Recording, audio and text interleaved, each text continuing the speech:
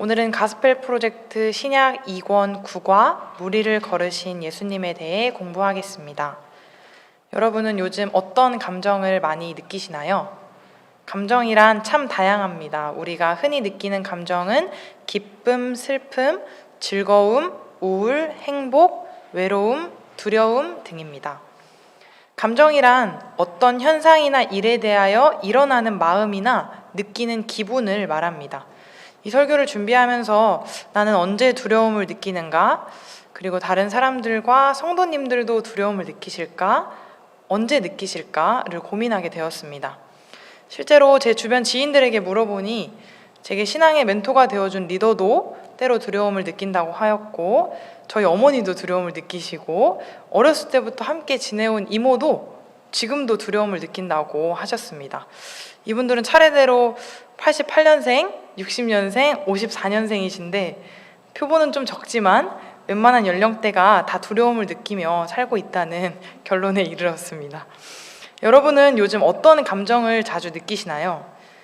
제가 오늘 서론의 감정에 대한 이야기를 꺼내는 것은 오늘의 핵심 주제가 두려움은 아니지만 오늘 본문 내용과 우리의 감정, 특히 두려움과 밀접한 관계가 있기 때문입니다. 설교를 듣기 전에 나는 어떨 때 두려움을 느끼는가, 그 두려움은 왜 오는가, 혹은 왜 쉽게 사라지지 않는가를 생각해 보면 좋을 것 같습니다. 우리는 살면서 많은 어려움과 여러 문제, 때로는 오래 씨름해야 하는 갈등과 고난에 부딪히게 됩니다. 오늘 가스펠 프로젝트 신약 2권 9가를 통해서 예수님이 우리에게 어떤 분이신지를 분명하게 깨닫고 문제와 어려움 속에서 자유해지는 저와 여러분 되시길 소원합니다. 본문 내용을 먼저 살펴보면서 오늘은 예수님께서 제자들과 어떤 이야기를 써가고 계신지 함께 살펴보겠습니다. 먼저 22절에서 25절을 함께 읽도록 하겠습니다. 22절입니다.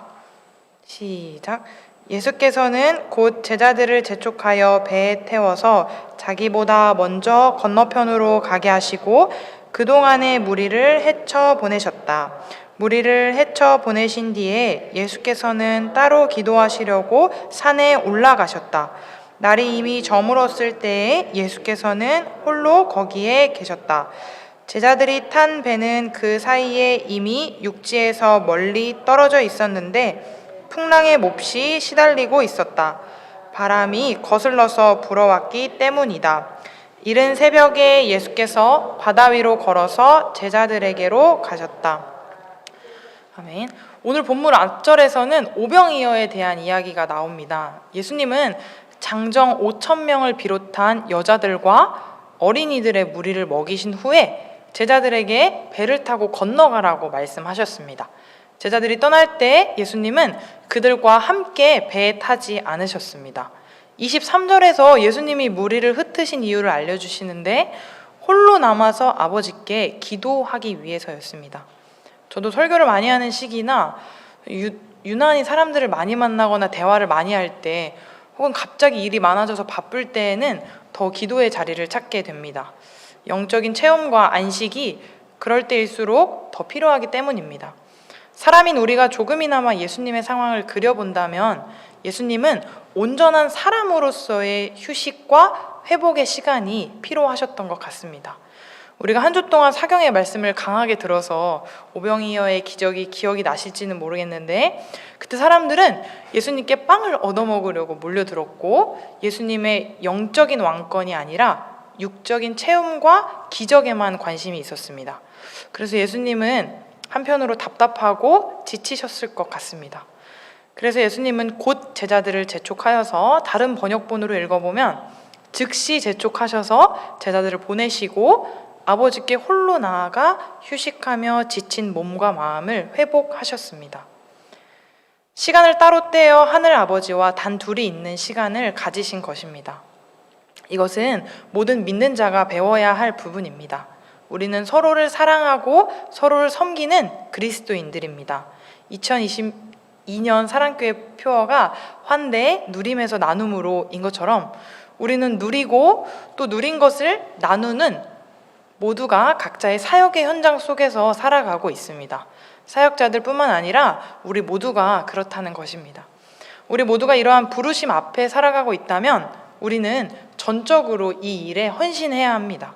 전적으로 헌신할 때 우리는 육체적으로, 정신적으로, 영적으로 지칠 수 있습니다. 그럴 때 우리는 예수님처럼 예수님께서 친히 보여주신 방법대로 홀로 하나님께 나아가 회복하는 시간을 가져야 합니다.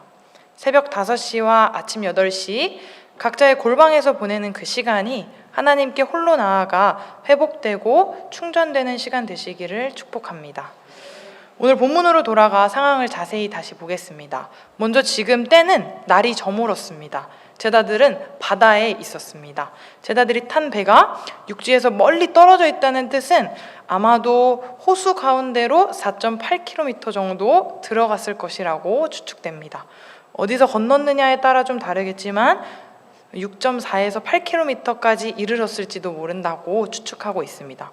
로마 군대는 밤을 저녁 6시부터 아침 6시까지 3시간씩 4번으로 나누었습니다. 모두 알고 계시겠지만 1경은 저녁 6시부터 9시, 2경은 9시부터 12시, 3경은 12시부터 3시, 그러니까 오늘 본문에 나오는 4경은 오전 3시부터 6시 사이였을 것입니다. 제자들이 9시간이 넘게 폭풍우와 사투를 벌이고 있었다는 것을 뜻하고 있습니다. 어쩌면 12시간까지도 폭풍 속에서 버둥거렸을 것입니다. 이들이 건너는 갈릴리 바다는 해수면보다 212m가 낮다고 합니다. 이 말은 급격한 기류, 그러니까 갑작스러운 폭풍이 자주 발생하는 곳이라는 것입니다. 예수님은 아마도 저녁 늦게까지 기도하고 계셨던 것 같습니다. 그렇다고 제자들이 공경에 처한 상황을 예수님이 모르고 계셨다는 뜻은 아닙니다. 마가복음에서는 폭풍이 제자들을 강타했고 제자들이 힘겹게 노젓는 것을 예수님이 보고 계셨다라고 기록합니다. 예수님은 폭풍 한가운데서 고군분투하는 제자들을 보셨고 하지만 곧장 구해주시진 않으셨습니다. 이 짧은 구절에서 우리가 참 많은 위로를 받습니다. 제자들은 물과 참 친한 사람들이었습니다. 바다도 익숙했을 것이고 우리야 배를 탔는데 한 9분 정도만 폭풍우를 만나도 겁에 질리겠지만 이들은 이런 폭풍우를 여러 번 만났을 수도 있습니다. 그렇지만 9시간이 넘는 시간은 참 고된 시간이죠. 힘들고 지치기에도 충분한 시간입니다. 우리는 살면서 알기도 하고 모르기도 하면서 여러 고난의 시간들을 보냅니다. 우리는 그로 인해 힘들어하기도 하고 지치기도 하고 때로는 탈진하기도 합니다. 신앙의 연수가 어느덧 많아지신 분들은 이런 고난이 있을 때 하나님께서 나를 단단하게 하시려고 이런 시간을 허락하시는구나, 이 고난이 나에게 유익이겠구나, 이런 생각이 드실 텐데, 이런 생각이 들면서도 어려운 상황에 맞닥뜨렸을 때 우리가 힘들고 어려워하는 것은 당연한 일입니다. 예수님과 동행하던 제자들 또한 폭풍우를 만났을 때 예수님이 아직 도와주시지 않았다는 것입니다. 좀 더 정확하게 말하면 예수님께서 보고는 계셨지만 보이지가 않았다는 거죠. 제자들에게 도와주시지 않는 것처럼 느껴지는 상황이라는 것입니다.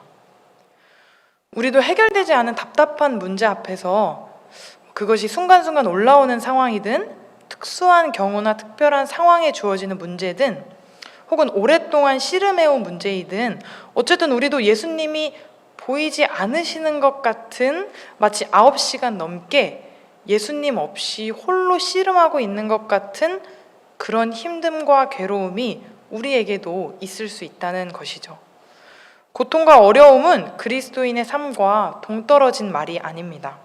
우리는 이 고통과 어려움 문제를 해결할 수 있을지 없을지는 모릅니다. 정확한 표현은 폭풍 같은 자연재해를 우리가 해결할 수 없고 우리가 겪고 있는 삶의 문제를 우리가 조금도 해결할 수 없습니다. 그렇다면 우리는 어떻게 해야 할까요? 우리는 이 본문에서 예수님은 어떤 분이신가에 대한 것에 집중해야 합니다. 우리가 해결할 수 없다는 것을 알았으니까 예수님이 어떤 분이신지를 알아야 우리가 예수님께 맡길 수 있기 때문이죠. 25절을 보면 예수님께서 물 위를 걸어서 제자들에게 오고 계심을 알 수 있습니다. 예수님께서 바다를 건너셨다는 것은 많이들 들어보셨겠지만 단지 제자들을 깜짝 놀래켜 주시려고 하신 일이 아닙니다. 우리 인간들은 바다를 볼 수도 있고 바다를 이용해서 무언가를 만들어내거나 다른 어떤 것을, 유익한 것을 창조해내기도 합니다. 그러나 우리는 바다를 거스를 수는 없습니다. 쉽게 말해서 바다 안에 들어가서 자유롭게 숨을 쉰다거나 오늘 예수님처럼 바다 위를 건널 수는 없다는 말입니다. 이 말은 우리와 다르신 하나님이신 예수님이 자신이 창조하신 세상에 대한 그 자신의 통치권을 보여주는 강력한 증거라는 뜻입니다. 바다를 걸으신 게 그런 의미가 있다는 것이죠. 예수님이 당신이 신이시라는 것을 우리에게 보여주신 것입니다. 쉽게 말해서 저의 표현에 의하면 예수님은 바다에서 이케도 하실 수 있고 저케도 하실 수 있는 바다의 주인이시라는 거죠. 예수님께서 바다 위를 건너오심으로 모든 창조 세계를 다스리시는 주권자라는 사실은 우리에게 아주 중요합니다. 이 본문을 읽고 우리는 예수님은 바다 위도 건너실 수 있는 분이야, 이걸 깨닫고자 하는 것이 아닙니다. 우리가 믿는 예수님, 우리가 유일한 구원자라고 고백하는 예수님이 바다를 건너시고 다스리시는 이 세상의 주권자라는 사실이죠. 우리가 믿는 분이 이 세상의 주권자라는 사실인 게 오늘 중요한 내용입니다. 앞절에 제자들이 처한 상황, 그리고 오늘날 우리가 마주하고 있는 문제와 여러 상황들, 우리가 힘들고 어려워도 인내하면서 이 밤 사경을 보낼 수 있는 이유는 우리를 살리시고 우리의 아버지 되시는, 오늘도 정신없이 휘청이는 우리의 손을 꼭 잡아주시는 예수님이 그 바다도 다스리시고 내 삶의 문제도 다스리시고 나조차도 다스리신다는 사실입니다. 이 사실을 알아도 인내는 쉽지만은 않습니다. 그렇지만 사랑하는 사랑교회 성도님들과 저는 이 상황이 아니라 그리스도 예수 안에서 참 의미를 발견하고 어려운 상황에서도 바르게 항해하는 믿음의 사람들이 되기를 소망합니다. 26절부터 31절을 보면 예수님께서 폭풍 한가운데에서도 용기와 믿음을 가지라고 말씀하시는 것을 볼 수 있습니다. 26절부터 31절을 함께 읽도록 하겠습니다. 제자들이 예수께서 바다 위로 걸어오시는 것을 보고 겁에 질려서 유령이다 하며 두려워서 소리를 질렀다. 예수께서 곧 그들에게 말씀하셨다. 안심하여라, 나다. 두려워하지 말아라. 베드로가 예수께 말하였다. 주님, 주님이시면 나더러 물 위로 걸어서 주님께로 오라고 명령하십시오. 예수께서 오너라 하고 말씀하셨다. 베드로는 배에서 내려 물 위로 걸어서 예수께로 갔다. 그러나 베드로는 거센 바람이 불어오는 것을 보고 무서움에 사로잡혀서 물에 빠져 들어가게 되었다. 그때 그는 주님 살려주십시오 하고 외쳤다. 예수께서 곧 손을 내밀어서 그를 붙잡고 말씀하셨다. 믿음이 적은 사람아, 왜 의심하였느냐? 아멘. 네, 31절까지 읽겠습니다. 예수님을 본 제자들은 그분이 설마 예수님일 거라고는 생각하지 못했을 것입니다. 예수님을 유령으로 오해한 것입니다. 26절을 보시면 유령이라는 말이 나오는데 이 유령은 혼령이나 환영을 뜻하는 헬라어 단어를 표현한 말입니다. 제자들은 악한 영이 자신들을 속이려 하고 있다고 생각했을 것입니다. 지금 배 안은 난리법석이고 혼비백산입니다. 저는 아마 놀라서 이미 기절했을 것 같습니다.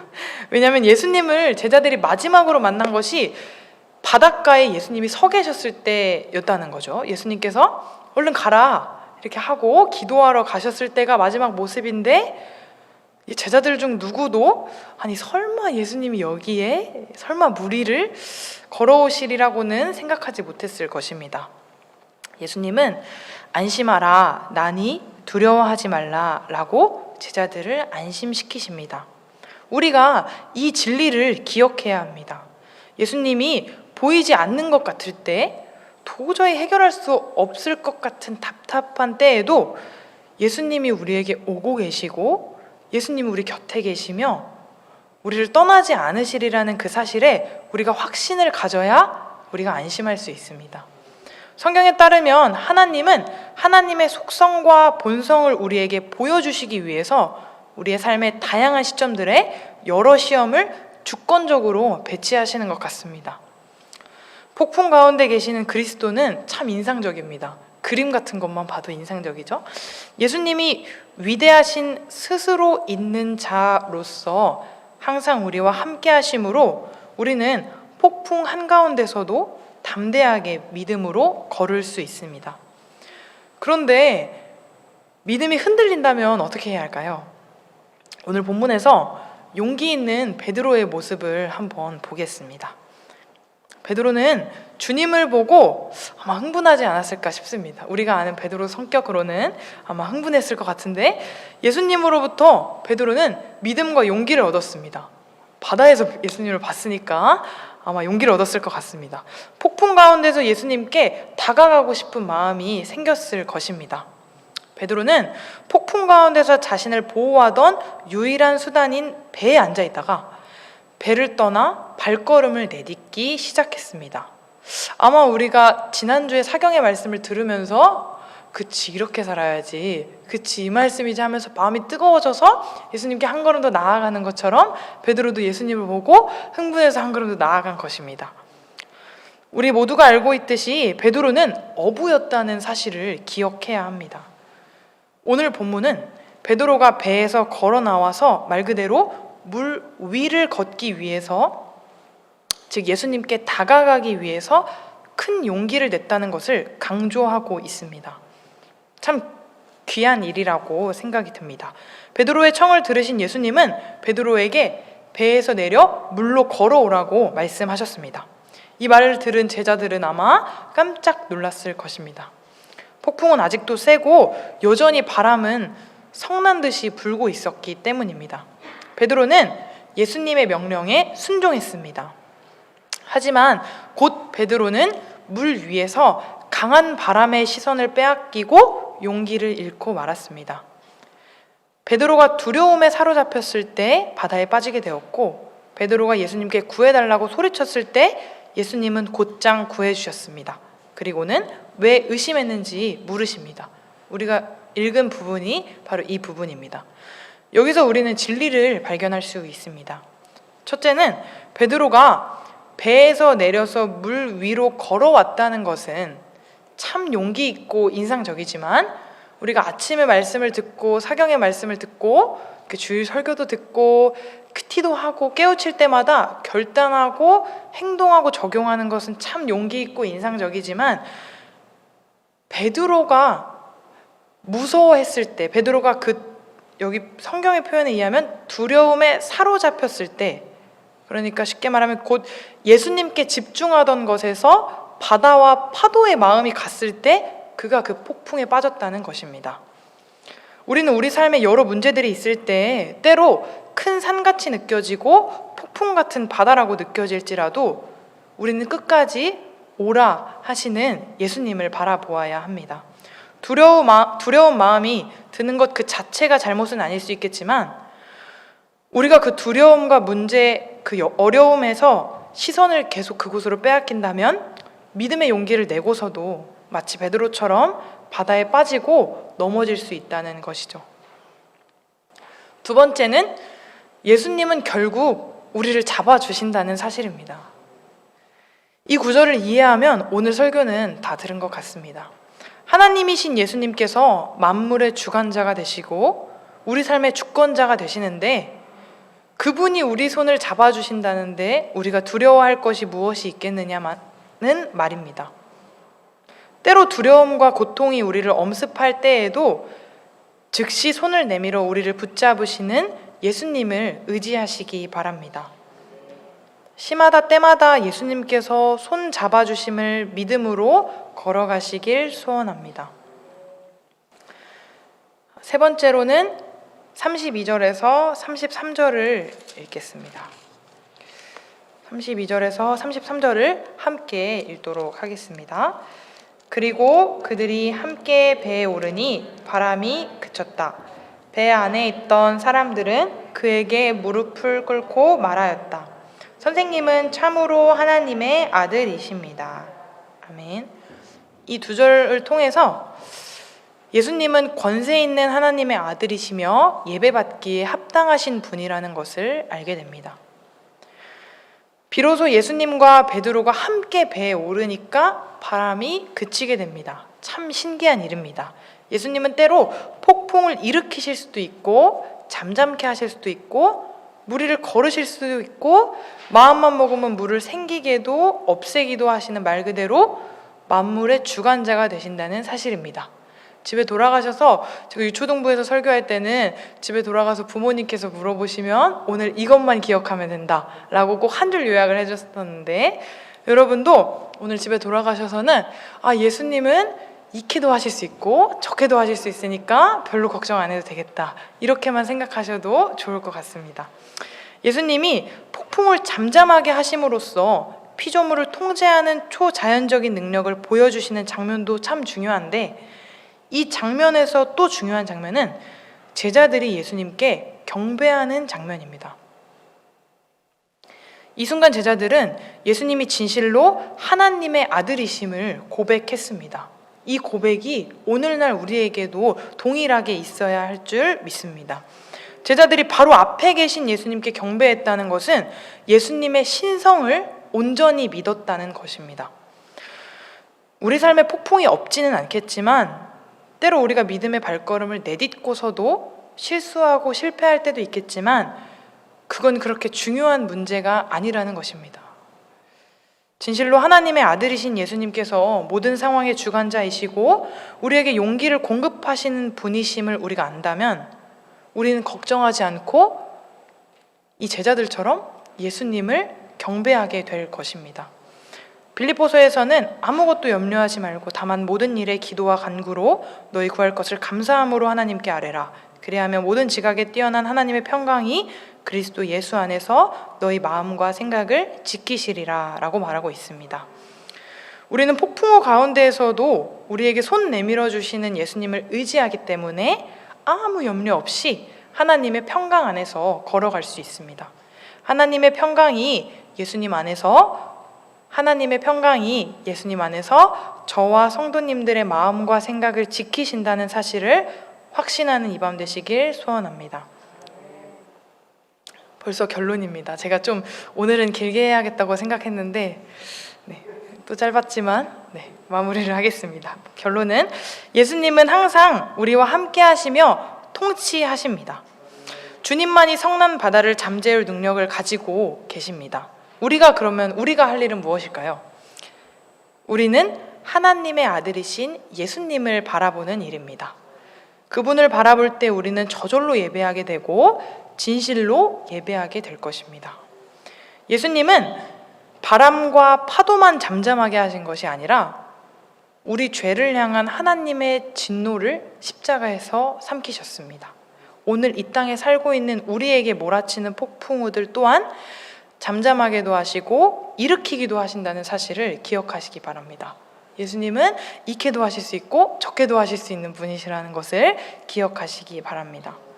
폭풍우가 몰아칠 때 폭풍우를 멈추는 것이 중요할까요? 이 설교를 준비하면서 이거를 묵상하게 되었습니다. 폭풍우가 막 몰아치는 삶을 살 때 폭풍우를 멈추는 것이 중요할까요?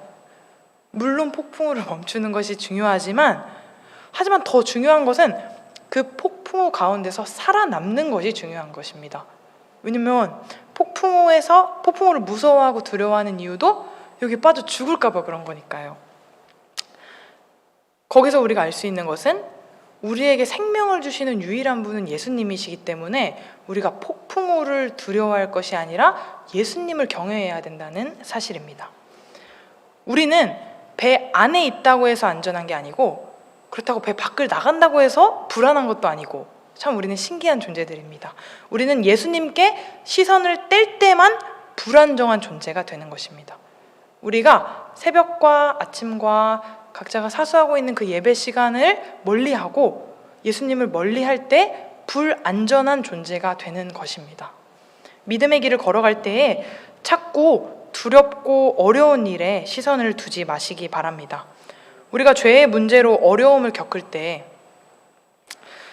아직 그 죄를 어떻게 벗어나야 할지 발버둥치고 있을 때 또 해결되지 않은 관계가 있을 때, 또 여전히 우리 시선과 마음이 그 죄와 그 관계에만 쏟아져 있다면, 혹은 참 놓치기 어려운 우리가 욕심들, 혹은 우리가 다른 영혼들을 하나님께로 데리고 오는 데에 있는 어려움 등, 말로 다 하기 어려운 각자의 다양한 어려움과 문제 앞에서 그 문제에 몰두해 있다면 우리는 예수님의 손을 붙잡고 이겨낼 수가 없습니다. 우리의 시선은 끝까지 예수님께 향해야 한다는 것입니다. 사랑하는 사랑교회 성도 여러분, 저와 여러분은 모두 예수님께만 시선을 두며 살아가기를 소원합니다.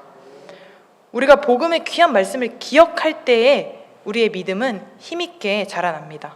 복음은 우리에게 오로지 예수님만이 우리의 예배를 받으시기에 합당하고 우리를 구원하시는 분임을 알려줍니다. 오늘 말씀을 통해 어떤 상황에도 어떤 문제도 나의 구원의 문제, 우리가 해결할 수 없을 것 같았던 그 나의 구원의 문제를 해결하신 예수님을 바라볼 때, 그때서야 내가 모든 것으로부터 안전하다는 것을 기억하시기 바랍니다.